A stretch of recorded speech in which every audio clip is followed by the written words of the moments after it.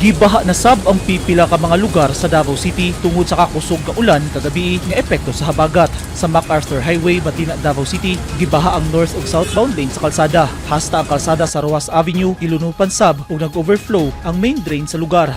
Kaganyang buntag, wala gihapon kahubas ang tubig baha sa MacArthur Highway, Matina. As of 9 karong buntag ingon ini ang sitwasyon dinhi sa Tulip Drive sa Matina, Davao City. Makita nga medyo lam gihapon ang tubig baha nga resulta sa kusog nga ulan kagabi. Pipila sab ka mga sakyanan ang stranded sa kanto Tulip Drive tungod sa taas gihapon nga level sa tubig baha. Pipila ka mga residente sa Matina ug Bugak, Maa, Davao City ang naperwisyo tungod sa baha. Gibaha sab ang tulo ka mga purok sa barangay Maa kagabi. Matod ni Kapitan Pasito Cañete Jr., dali ra hinuon kini ni hubas. So sa Maa sa dili magyud as in baha yun. Murag agi lang siya ba? Tungod sa bundak sa ulan. May gani po ang bundak sa ulan dili magdugay. Kay barag sa kung paminaw kabi balik tuloto siya ka porsyon. Bundak dahil maundang, bundak maundang. Actually, alas 2:30, 52 ako nakatulog kaya kung nagmonitor mo ko sa area sa Maa. Ang sa NHA murag agi lang tungod sa tubig sa ulan. Nya sa Purok 28, mao lang yapon ang creek. Niawas ang creek. Pero agi lang yapon tungod sa tubig sa ibabaw.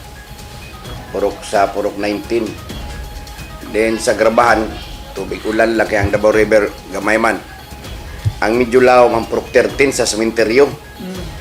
Kaya nanawag sila diri nga mga alas 2 magpa-kuha sila kay mamakwit sila.